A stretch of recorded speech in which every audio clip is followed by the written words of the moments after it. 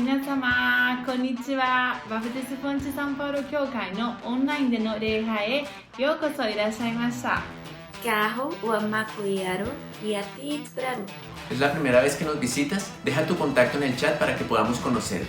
Are you already a member of our church? Then welcome back. We can't wait to be able to meet up in person again. その日がまだ来ないため、私たちはもう少しこのような形で続きますので、ここにメッセージを残してくださいね。 Hey ano wakaki, morojo yano pashiugo. Deseamos que disfrutes el culto y tengas un tiempo muy agradable con tu familia. Y no se les olvide agradecer a nuestro grupo de comunicaciones por los subtítulos.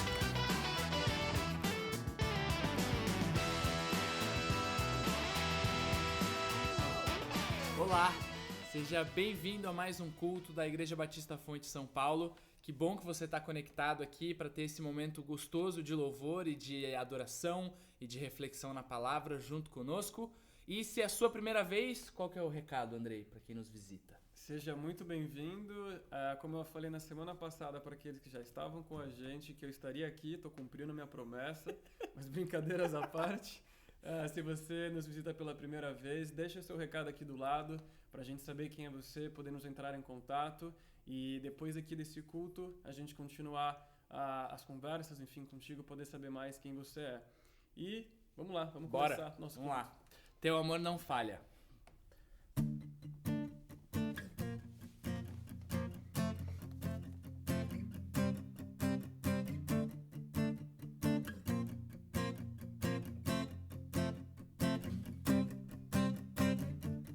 Nada vai me separar, mesmo se eu me abalar, teu amor não falha.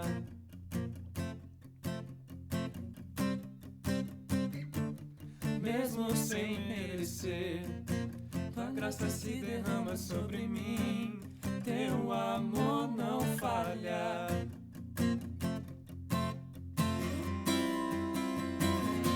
Pois tu és o mesmo pra sempre, teu amor não muda. Se o choro dura uma noite, a alegria vem pela manhã. Se o mar se enfurecer, eu não tenho que temer, porque eu sei que me amas, teu amor não falha. Se o vento é forte, se o vento é forte e profundo mar, tua presença vem me amparar, teu amor não falha.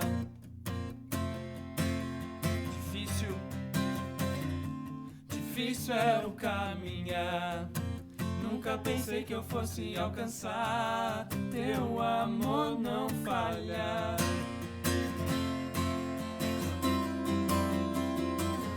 Pois tu és o mesmo pra sempre, teu amor não muda. Se o choro dura uma noite, a alegria vem pela manhã. Se o mar se enfurecer, eu não tenho que temer, porque eu sei que me amas, teu amor não falha. Tu fazes que tudo coopere para o meu bem. Tu fazes que tudo coopere para o meu bem. Tu fazes que tudo coopere para o meu bem. Tu fazes que tudo coopere para o meu bem. Pois tu és o mesmo pra sempre, teu amor não muda. Se o choro dura uma noite, a alegria vem pela manhã. Se o mar se enfurecer, eu não tenho que temer, porque eu sei que me amas, teu amor não falha. Teu amor não falha. Teu amor não falha. Amém. Eu não sei se você já parou para pensar, mesmo em meio a toda essa situação de pandemia, de isolamento, em alguns momentos eu parei para reparar que seja um passarinho, que seja o movimento das folhas nas árvores com o vento e de repente me veio à mente que Deus continua cuidando de tudo. Ele é o Senhor da criação, Ele é o Deus da criação e a criação continua sendo cuidada, os passarinhos continuam tendo alimento, as árvores continuam ali, as flores florescendo e não há motivo para que eu e você, que somos filhos dele, fiquemos preocupados ou ansiosos porque o mundo está mudando, né? Dizem um novo normal, mas Deus não. Deus é o mesmo ontem, hoje e sempre. E é esse Deus da criação que nós louvamos.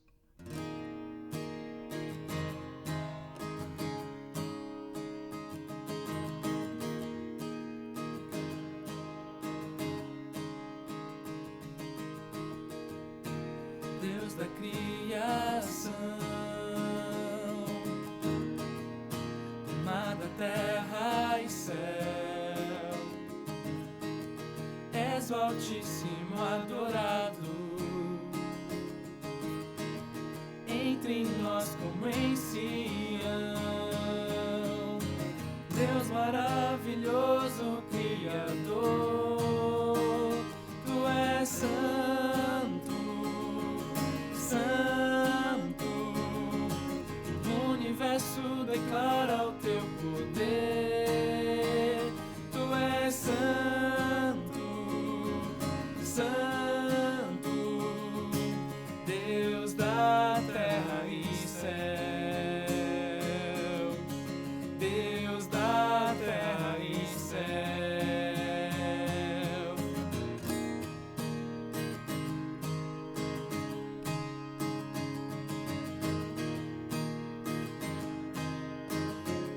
Cedo de manhã, Cedo de manhã, contemplamos Teu amor. és És a luz que cessa as trevas e faz resplandecer em nós. Deus maravilhoso, Criador, Tu és santo, santo, o universo declara o Teu poder. Tu és santo, santo, Deus da terra e céu, Deus da terra e céu. Aleluia, aleluia, Senhor da terra e céu. Aleluia, Senhor da terra e céu. Aleluia, Senhor da terra e céu.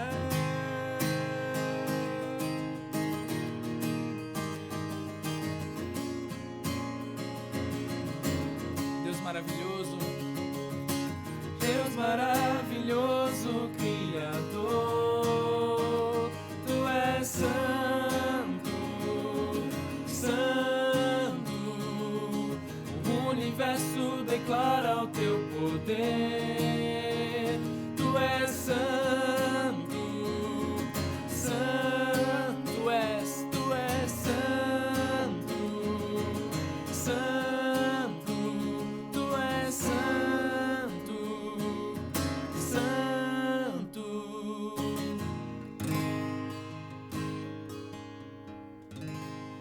No momento de oração de hoje, eu gostaria de convidá-lo a refletir sobre o que significa verdadeiramente assumir a Cristo como Senhor e Salvador de nossas vidas.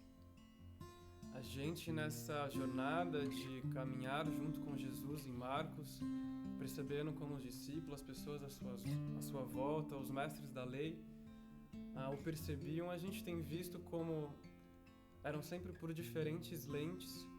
E a gente está chegando num momento na vida de Jesus onde aqueles que de fato o conhecem e creem nele vão passar por muitas dificuldades.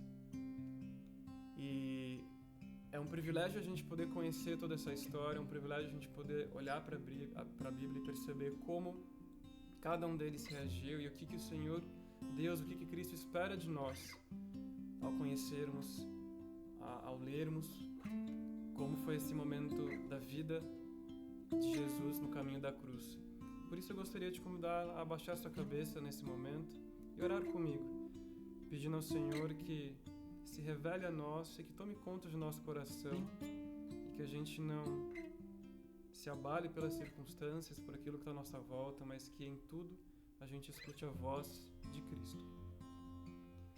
Querido Deus, mais uma vez a gente lhe agradece pela oportunidade de hoje nos colocarmos diante do Senhor e lermos e estudarmos juntos sobre um momento tão difícil da vida de Cristo, de próximo a se integrar, Deus, ali na cruz, e como em tudo Ele permaneceu fiel ao Teu plano. E Pai, como nós podemos aprender com este exemplo, e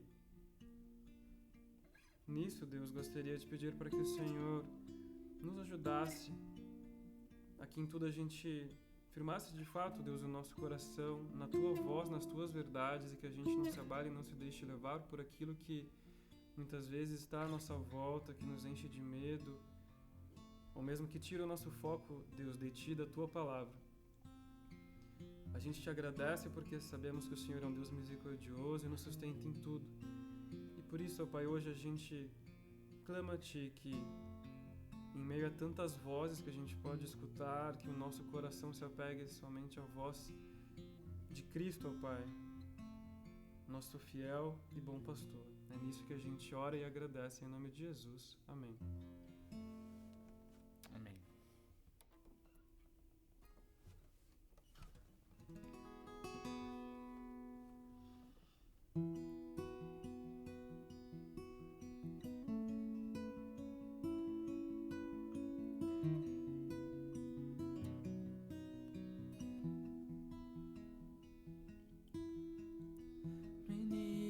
Eras a palavra,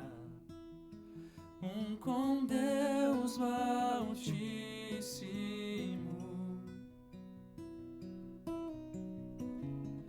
mistério de Tua glória, Cristo em Ti se revelou.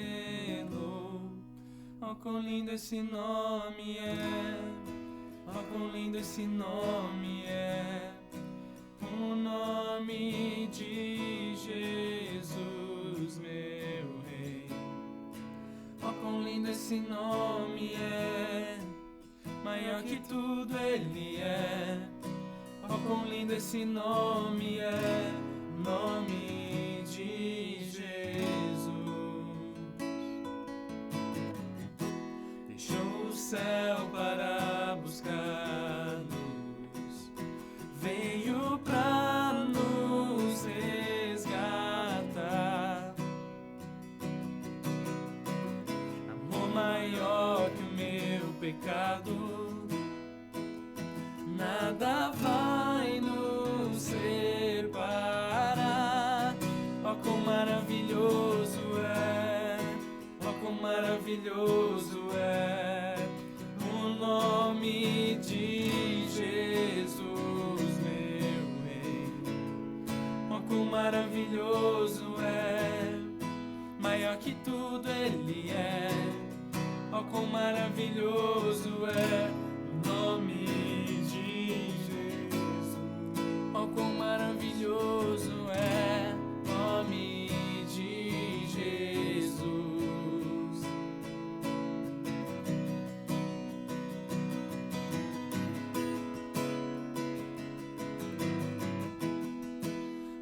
morte venceste, o véu tu rompeste, a tumba vazia agora está. O céu te adora, proclama tua glória, pois ressuscitaste, vivo está. És invencível, inigualável, hoje pra sempre reinarás. Teu é o reino, tua é a glória, acima de todo nome está. Poderoso esse nome é, poderoso esse nome é, o nome de Jesus, meu Rei. Poderoso esse nome é, maior de tudo é. Poderoso esse nome é, o nome de Jesus. Poderoso esse nome é, o nome de Jesus. Poderoso esse nome é, o nome de Jesus.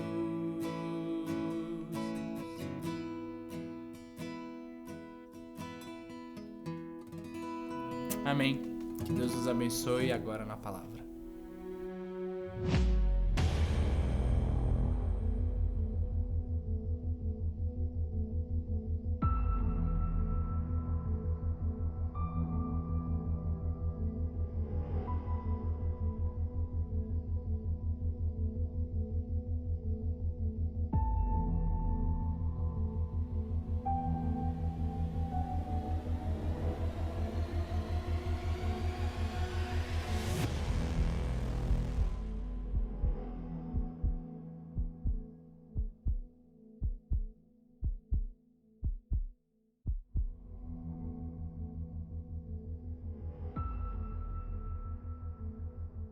Seja muito bem-vindo à Igreja Batista Fonte na cidade de São Paulo. Meu nome é Marcelo Betti, eu sou pastor dessa comunidade e nós estamos estudando juntos o livro de Marcos. O livro de Marcos conta a história de Jesus Cristo, cena a cena, episódio após episódio, querendo nos ensinar sobre como nós podemos seguir a Cristo Jesus, sobre o que nós devemos fazer para seguir o Mestre, como é que nós nos identificamos como seguidores de Cristo na nossa jornada e na nossa vida. À medida que lemos a história de Jesus, nós encontramos a nossa história, nós encontramos o nosso lugar atrás do nosso Mestre. Esse livro é dividido em 3 partes, falando sobre o começo, a parte central do ministério de Jesus Cristo, onde ele discipula de maneira intencional e intensa os seus discípulos, e a parte final, que é esse grande preparativo para o fim. A história de Jesus Cristo é uma grande jornada de Jesus da Galileia e muitos outros lugares por onde ele passa, em direção a Jerusalém, onde ele será entregue aos homens e onde ele será morto. E a terceira parte desse evangelho nos prepara para esse momento mais fúnebre da própria história de Jesus Cristo, onde nós vamos ver os eventos que antecedem a crucificação do nosso Senhor. O modo como Mateus escreve esse evangelho, ele demonstra essa preparação a partir de pequenas dicas que ele vai dando.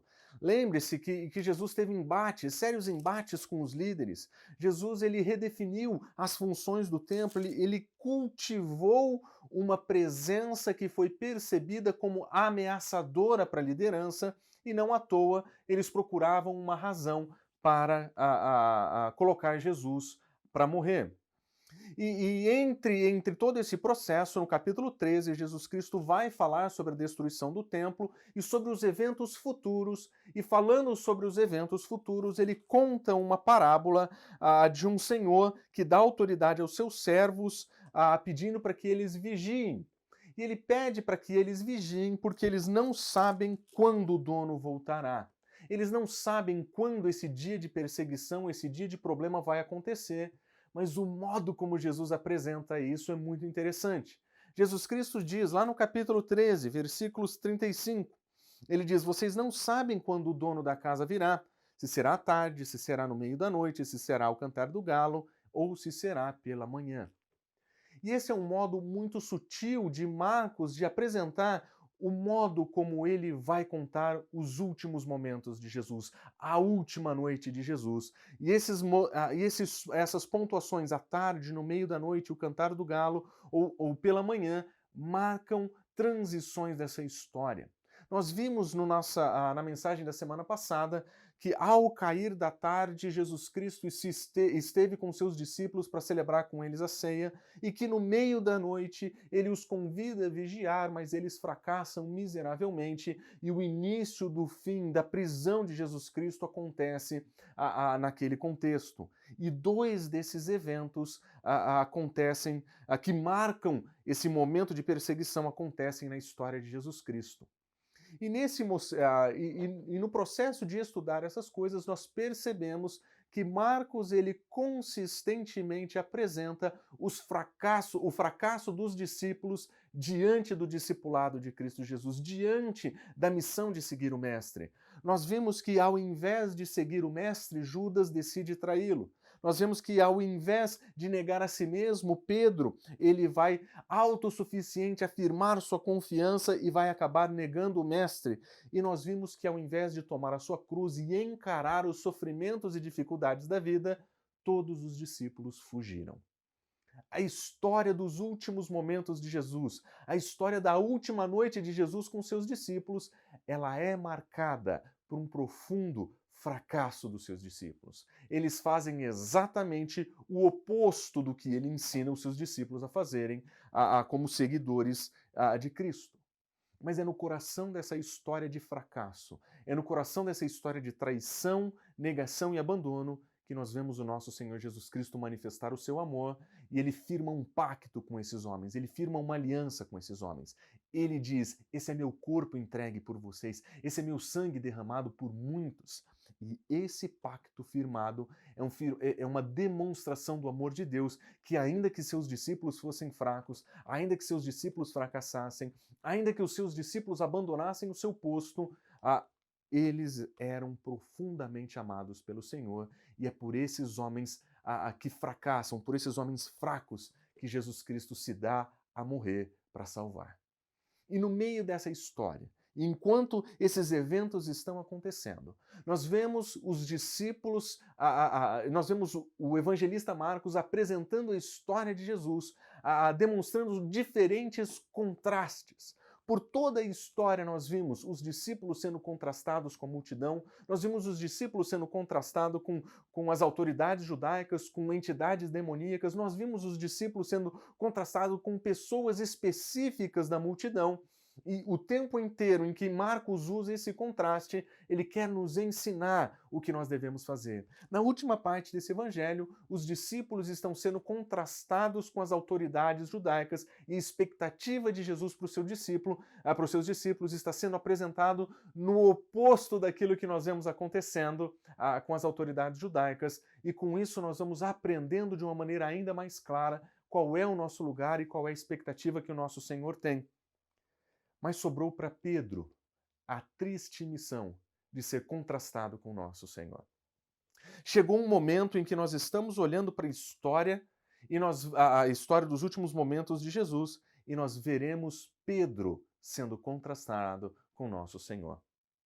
E claro, quando nós vemos um contraste desse sendo apresentado, nós temos a certeza de que as coisas não vão ficar muito bem para Pedro. Em defesa de Pedro, talvez eu diria que qualquer um de nós, contrastado com Cristo Jesus, nós ficaríamos em falta. Mas o que vai acontecer na história de hoje é que nós vamos ver dois eventos, nós vamos ver dois julgamentos, nós vamos ver 3 acusações para cada um dos réus, e nós vamos ver o diferente resultado encontrado em cada uma dessas histórias, e o contraste entre elas vai demonstrar para nós o que é que significa negar a nós mesmos. Como nós vimos na semana passada, Jesus Cristo já tinha predito que Pedro o negaria. Jesus Cristo já tinha dito para Pedro que em algum momento naquela noite, antes que o galo cantasse 2 vezes, Pedro o negaria. Mas cheio de si ele teria dito, jamais. Ainda que os outros façam isso, eu jamais. existia uma autoconfiança nele. E o que nós vamos ver na história de hoje é que a história da negação de Pedro e a história do julgamento de Jesus, elas serão entretecidas nos versículos, no capítulo 14, versículo 53 até o versículo 72. E no meio dessa história entretecida, a história do julgamento de Jesus e a história da negação de Pedro, nós vamos entender que Marcos quer nos ensinar, quer nos explicar o que Jesus Cristo quis dizer. Se você quiser ser meu seguidor, você precisa negar a si mesmo. Essas são duas histórias entretecidas para nos ensinar o significado de negar a si mesmo e seguir a Cristo Jesus. Mas vamos lá, vamos começar pelas histórias, vamos começar pela história de Cristo Jesus. A história de Cristo Jesus, ela é iniciada no versículo 53 e ela vai seguir até o versículo 65. E nessa história apresentada, nós vamos encontrar a fidelidade de Cristo Jesus ante o sofrimento. Esse é um momento em que Cristo Jesus sabe que ele vai sofrer. Ele sabe o que o espera e ele sabe que o sofrimento está à sua frente. Mas no momento em que isso vai acontecer, durante o seu julgamento, ele vai manter uma postura de fidelidade. Observe como a história é contada por Marcos. E levaram Jesus ao sumo sacerdote. Reuniram-se todos os principais sacerdotes, os anciões e os escribas. Em outras palavras, todos aqueles que pertenciam a algum tipo de grupo religioso de oposição a Jesus Cristo se encontravam juntos nesse momento, debaixo da liderança do sumo sacerdote. O sumo sacerdote, ele era mais do que somente uma figura religiosa. O sumo sacerdote, ele representava a estrutura de Israel, seja na sua religião, seja no seu julgamento. Debaixo dele estavam todos os principais sacerdotes, eles estavam juntos com os escribas. Ele, de alguma forma, representava as lideranças, ele representava diferentes frentes da liderança de Israel. E Jesus Cristo está diante desse homem. Jesus Cristo está cercado por todos os seus opositores. A situação era de risco, a situação era de um julgamento que poderia caminhar para sua execução. Sofrimento estava às portas, mas Jesus Cristo mantém a sua fidelidade. Versículo 55. Os principais sacerdotes e todo o sinédrio procuravam algum testemunho contra Jesus para o condenar à morte. Nós vemos aqui que existia um esforço coordenado dos sacerdotes e de todo o sinédrio. O sinédrio, ele representava uma área educacional e jurídica daqueles dias. Crianças eram ensinadas no sinédrio, a lei era apresentada, era estudada naquele contexto, problemas pessoais eram resolvidos pelo sinédrio. Eles estavam juntos com todos os sacerdotes, provavelmente todos aqueles funcionários do templo que o viram entrar e exorcizar o templo estavam ali naquele momento, prontos para fazer um julgamento contra Jesus Cristo. E ao que tudo indica, eles procuravam qualquer tipo de testemunho que pudesse condenar Jesus Cristo à morte. Qualquer testemunho. Eles precisavam de algum tipo de evidência que Jesus tivesse violado alguma lei, uma lei que fosse importante o suficiente para que o resultado do julgamento fosse levá-lo até a morte. E observe que o versículo seguinte completa o que acontecia. Muitos testemunhavam falsamente contra Jesus. Não somente eles procuravam qualquer tipo, eles estavam dispostos a usar de mentira para condenar Cristo Jesus. Diante do sofrimento, diante de autoridades que estão sendo injustas no seu julgamento e que procuram qualquer tipo de testemunho, eles estão vendo um cenário agora, inclusive, de aceitar mentiras. E para piorar, não somente eles aceitavam mentiras, como o resultado disso é que os testemunhos não eram coerentes. Jesus Cristo está diante de um cenário terrível. As acusações estão sendo montadas contra ele. Mentiras estão sendo usadas. As autoridades do povo estão ali. Mas o testemunho deles ainda assim não era coerente. E o que é que Jesus Cristo faz diante disso? Ele levanta? Ele se defende? Não. Ele corrige os seus opositores? Não. Ele faz alguma coisa para pontuar a falsidade do testemunho que eles têm? Não. tudo o que nós vemos de Jesus nesse momento é um completo silêncio. Nós não sabemos, nós não ouvimos uma palavra de Jesus Cristo. Nós não vemos Marcos descrever nenhuma de suas palavras. Tudo o que o nosso Senhor faz é ficar em silêncio. Ele não se defende. Ele era como uma ovelha diante dos seus tosqueadores. Ele estava pronto para morrer, pronto para enfrentar o seu sofrimento. Jesus Cristo, diante das acusações, responde com silêncio. Mas a história continua. E nós vemos um segundo movimento de acusação contra Jesus Cristo acontecendo. Versículo 57. Levantando-se alguns, não eram somente uma pessoa, eram várias pessoas. Eles testificavam falsamente. Observe, nós o ouvimos declarar: eu destruirei esse santuário edificado por mãos humanas e em 3 dias construirei outro não por mãos humanas. É muito interessante que parte do testemunho apresentado aqui, ele tem tons de verdade. De fato, Jesus Cristo tinha dito sobre a destruição do santuário. De fato, ele disse que não ficaria pedra sobre pedra. E Jesus tinha dado a entender que ele mesmo ressuscitaria. Mas as histórias estão sendo contadas de tal forma que dão a entender que Jesus Cristo é alguma espécie de empreendedor divino. Ele se destruiria aquele templo e ele mesmo construiria outro não feitos por mãos humanas. É como se ele tivesse um grande projeto acontecendo ali e que ele fosse o executor de uma grande nova revolução.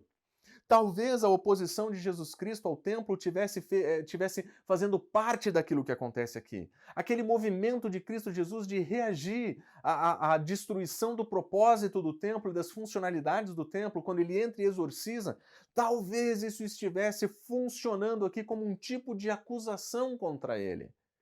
Mas, novamente, as afirmações feitas aqui, elas não são totalmente verdadeiras. Elas contêm elementos de verdade distorcida para propósitos específicos. Jesus Cristo está diante de uma acusação que deturpa o seu ensino, que deturpa o seu caráter, e ele sabe isso é um testemunho falso.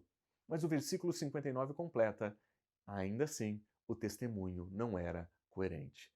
Pela segunda vez, Marcos nos diz: eles estão procurando, através de mentiras, a encontrar algum tipo de testemunho que pudesse condenar Jesus Cristo à morte, mas ainda assim não existia coerência. Levantando-se o sumo sacerdote no meio deles, perguntou a Jesus Cristo: não vai responder nada a esses que depõem contra ti? Você não vai falar nada? E a resposta que Marcos nos dá a respeito de Jesus, versículo 61, é muito clara. Ele guardou o silêncio e nada respondeu. Jesus Cristo sabia que ele estava sendo colocado em uma situação em que, se ele verbalizasse qualquer coisa, o que quer que ele falasse seria usado contra ele. E então eles teriam o testemunho de Jesus e eles não precisariam mais de testemunha nenhuma, mas diante dos seus acusadores, pela segunda vez, nós vemos Jesus Cristo em silêncio. A primeira rodada de acusações, o mestre não se mexe. Segunda rodada de acusações falsas, o Senhor não se mexe. Vem então a terceira rodada. A terceira rodada começa a ficar um pouco mais intensa e um pouco mais direta. A segunda parte do versículo 61 diz o seguinte: tornou a interrogá-lo o sumo sacerdote e lhe disse: és tu o Cristo, o Filho do Deus bendito? Opa! Essa afirmação, ela é muito interessante. Nós lemos durante todo o Evangelho. A expressão tu és o Cristo apareceu nos lábios de Pedro quando ele reconhece quem Jesus Cristo é.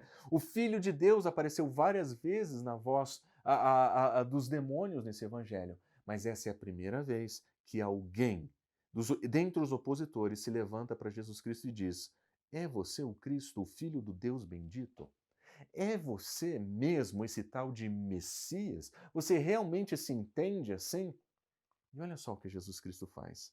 Abandonando completamente o silêncio e sabendo que estava diante de uma pergunta que o incriminaria e que o levaria à morte, Jesus Cristo disse o seguinte: eu sou. Eu sou.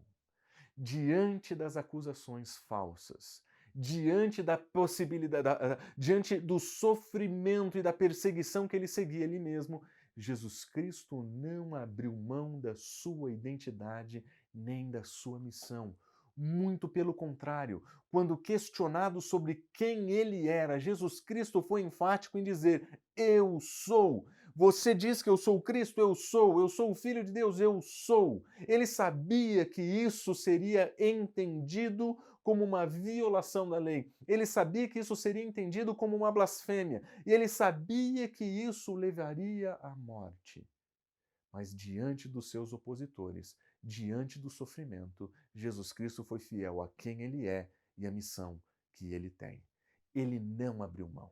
Ele negou o seu conforto. Ele negou a possibilidade de liberação. Ele negou talvez um outro projeto que desse para ele a liberdade. Ele nega a possibilidade de liberdade ao assumir quem ele é. E com isso, Marcos nos ajuda a entender o que o nosso Senhor quis dizer quando ele disse: se você quiser me seguir, você precisa negar a si mesmo. E negar a si mesmo significa abrir mão dos nossos projetos pessoais, abrir mão das nossas preferências, abrir mão dos nossos planos de segurança, conforto e enfrentar o sofrimento com fidelidade.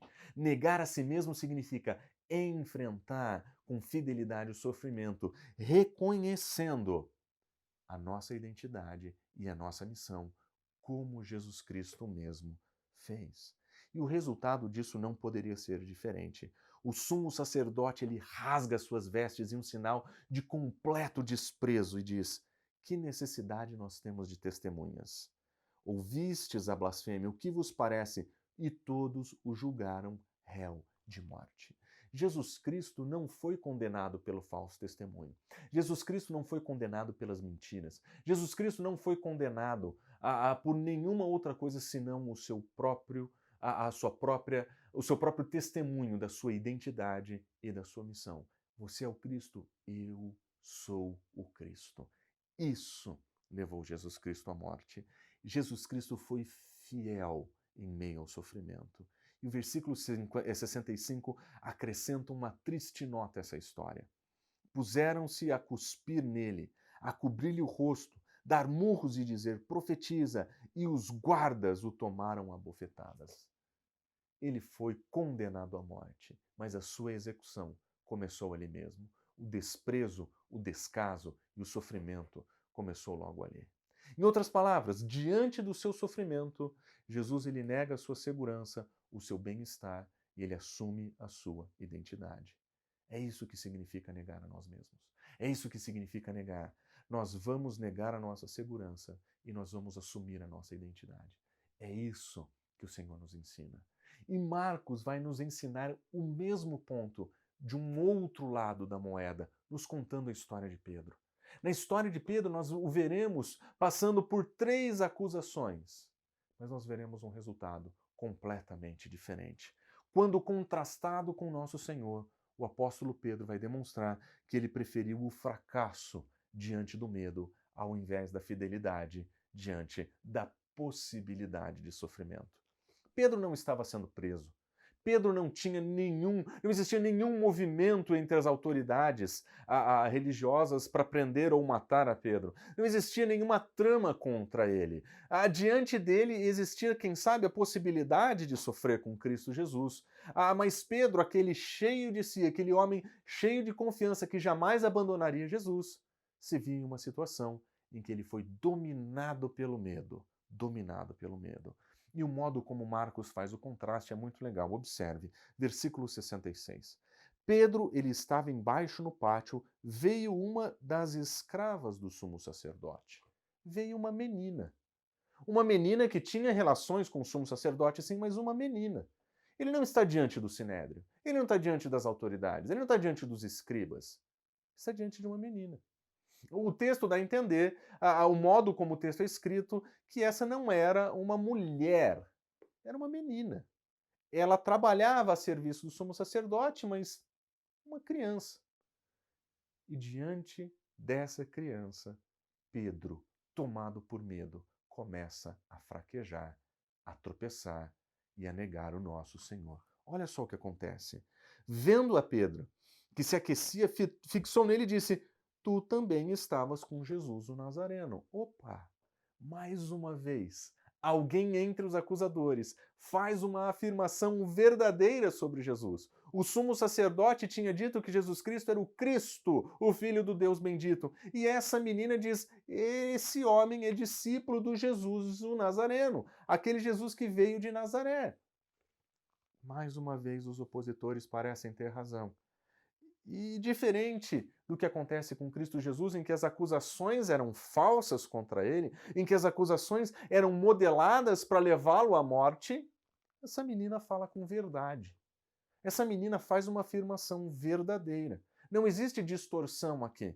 Não existe tentativa de falsidade. Não existe tentativa de, quem sabe, encontrar um meio para fazer com que Pedro fosse julgado e condenado. Na verdade, o cenário é muito mais favorável a ele.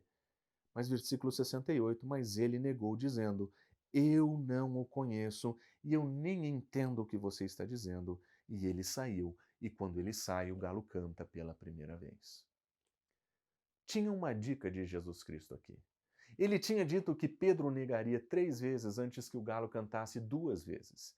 E a primeira vez o galo já cantou. A dica já foi dada, mas Pedro está tomado de profundo medo.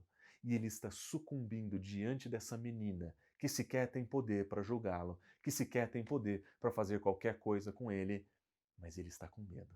Ele está sendo acusado de maneira verdadeira. E o falso nessa história é ele. Ele é o mentiroso. É ele quem testemunha com falsidade nessa história. Mas a criada, vendo, tornou a dizer às pessoas que estavam em volta: esse homem é um deles. Essa é a segunda acusação que Pedro está sofrendo. Ele está sofrendo a acusação daquela menina, e agora ela está contaminando outras pessoas e dizendo: ele é um dos seguidores de Cristo Jesus. Mas observa, Pedro, versículo 69. 70. Ele outra vez negou. Outra vez. Segunda negativa. Segunda vez que a acusação verdadeira contra Pedro é feita e ele mente mais uma vez. É ele quem testemunha com falsidade. O ambiente era muito melhor, muito propício para ele. Mas diante das suas 2 primeiras acusações, o nosso amigo Pedro, o nosso irmão, ele nega mais uma vez. Mas o texto continua.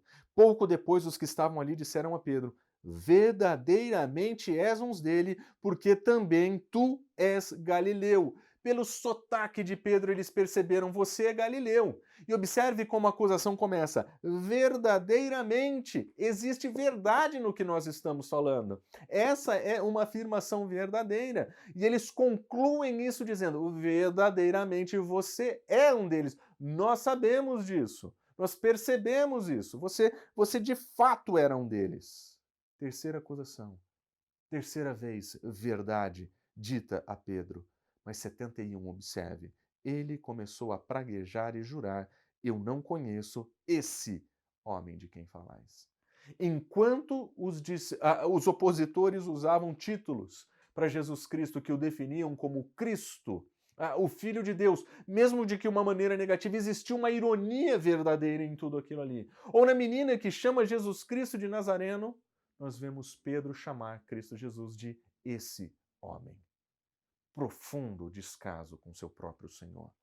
Diante de 3 acusações verdadeiras, tomado por medo, Pedro nega o nosso Senhor.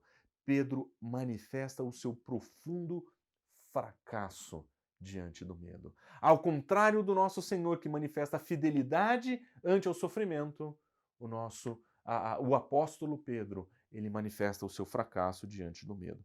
Praguejar e jurar é basicamente um jeito enfático, muito forte de dizer: eu não conheço esse homem. Praguejar significa ameaçar, significa falar de um modo a condenar aqueles que estão ouvindo. Ele jura: eu não conheço esse homem. Versículo 72. Logo o galo cantou pela segunda vez. Logo o galo cantou pela segunda vez, e então Pedro se lembrou das palavras que Jesus lhe disse: antes que o galo cante 2 vezes, tu me negarás 3 vezes. Em outras palavras, diante da possibilidade, quem sabe, do sofrimento, da retaliação, quem sabe da zombaria das pessoas ao seu redor, Pedro ele escolheu a sua segurança. Pedro escolheu mentir. Pedro escolheu negar ao seu Senhor. Ele abandona a sua identidade, ele abandona a sua missão. Diferente de Cristo, que diante do sofrimento ele mantém a sua identidade e missão, Pedro, ele abandona a sua identidade. Eu não conheço esse homem. Eu não tenho nada a ver com ele. E com isso Marcos demonstra, com esse paralelo, com essa comparação, ele demonstra o profundo fracasso de Pedro, o profundo fracasso dos discípulos e o nosso profundo fracasso. Nós somos exatamente assim. O modo como Marcos escreve essa história, apresentando 3 acusações mentirosas contra Cristo e 3 acusações verdadeiras contra Pedro. Nós vemos o nosso Senhor em silêncio 2 vezes e depois assumindo a sua identidade, ao passo que Pedro mente por 3 vezes. E no final, ele abandona a sua própria identidade. Nós temos exemplos positivo e negativo do que significa negar a si mesmo. Jesus Cristo nega a sua segurança, Jesus Cristo nega o seu conforto, mas ele assume a sua identidade. Pedro prefere o seu conforto. Pedro prefere abraçar ao medo e fracassa miseravelmente.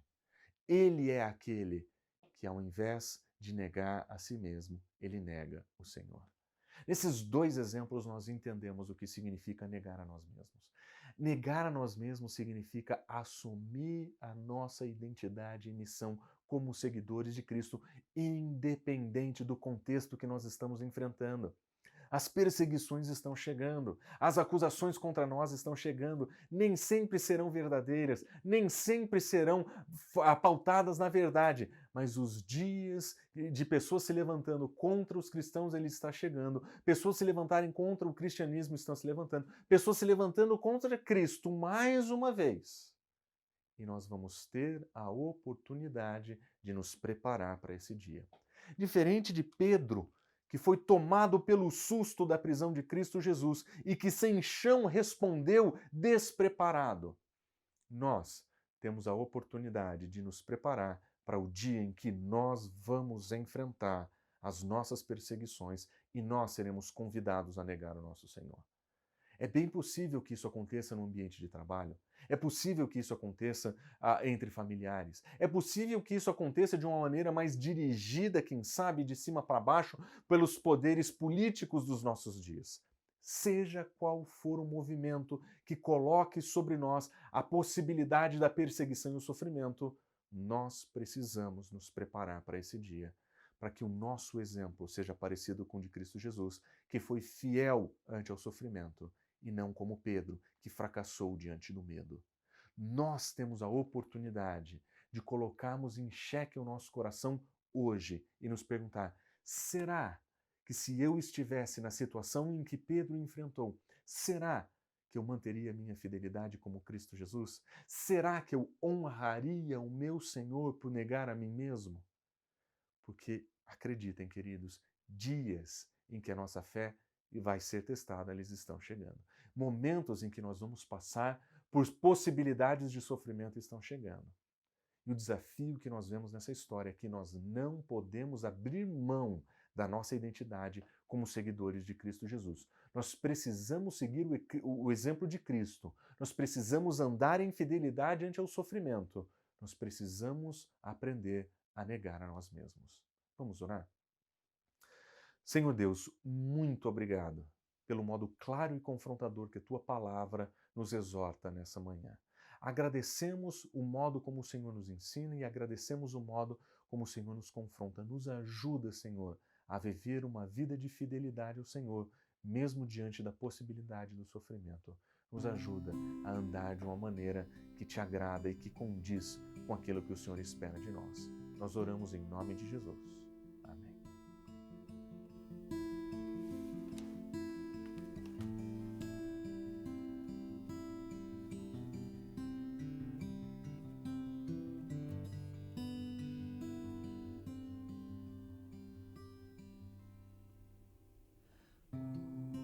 Cordeiro que sofreu, traído.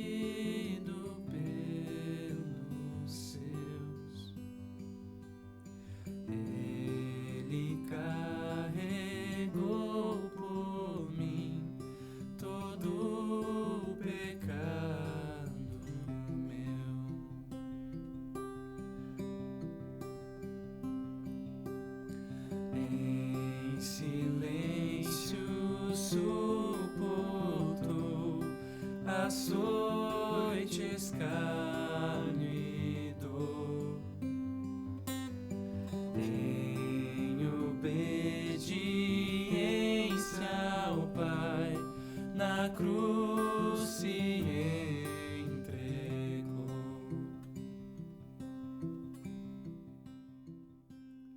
Numa rude cruz me salvaste, derramaste ali teu amor. Minha alma cantará, aleluia, glória e honra a ti, Senhor.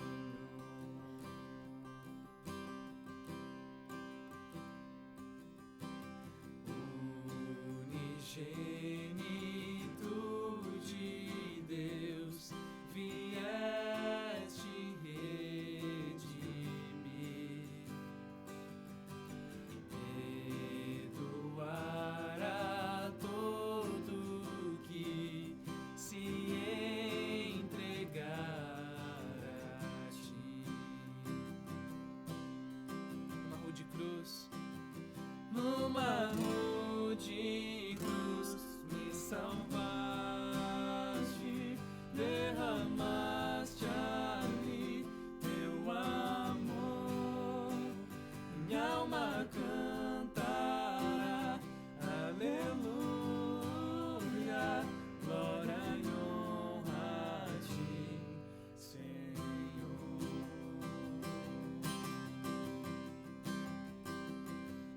Tudo pago está, nada devo mais, pelo sangue que derramou na cruz. O pecado já não me prende mais, em Jesus livra, livre viverá. Tudo pago está, nada devo mais, pelo sangue que derramou na cruz. O pecado já não me prende mais, em Jesus livra, livre viverá. Numa rude cruz me salvaste, derramaste ali teu amor. Minha alma cantará, aleluia, glória e honra a ti, Senhor.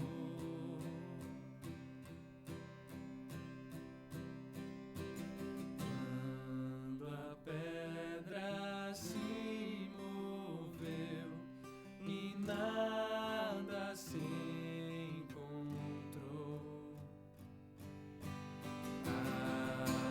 aleluia, glória a Deus, Jesus ressuscitou. Numa rude cruz me salvaste,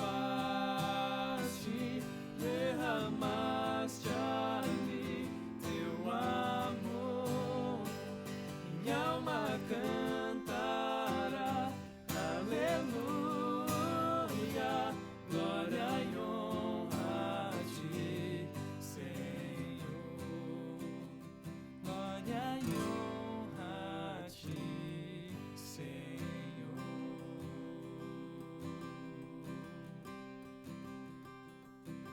Amém.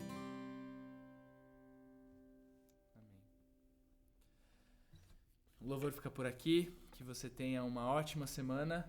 Fique com Deus, um ótimo domingo e até a próxima. No desafio dessa semana, eu gostaria de convidar a cada um de vocês a refletir sobre como esse momento de distanciamento, como esse momento de quarentena tem afetado a nossa fidelidade ao nosso Senhor. Todos nós estamos sobrecarregados de trabalho, todos nós estamos cansados, todos nós estamos exaustos de tanto trabalhar. Não é incomum encontrar pessoas que estão cansadas de interagir por telas, mas isso também tem afetado o modo como nós levamos a nossa vida, não é verdade? Muitas vezes nessa correria o nosso devocional tem ficado em um último lugar, a nossa vida com o Senhor tem ficado para trás, o nosso tempo de oração com a família tem ficado para trás e muito provavelmente o nosso empenho pelo Senhor, nosso empenho pela nossa missão, o zelo pela nossa identidade como seguidores de Cristo Jesus tem ficado em segundo plano. E queridos, essa quarentena tem colocado grandes desafios à nossa frente sobre como nós podemos seguir a Cristo Jesus com fidelidade nesse momento de distanciamento, mas nós estamos precisando voltar a funcionar de um modo que honre e glorifique ao nosso Senhor. Por isso eu gostaria de desafiar você a pensar nas suas rotinas. Como que essa quarentena e esse distanciamento tem colocado impedimentos e dificuldades para uma vida de fidelidade. E eu gostaria de convidar você a orar e a confessar isso diante do Senhor, dizendo: Senhor, esses dias têm sido difíceis, o meu empenho e o meu zelo para manter a minha identidade como seu seguidor tem se esvairecido, tem se baixado. Eu preciso, Senhor, voltar a caminhar com empenho com o Senhor. Eu preciso buscar uma vida de fidelidade. Eu preciso afirmar a minha identidade como seguidor.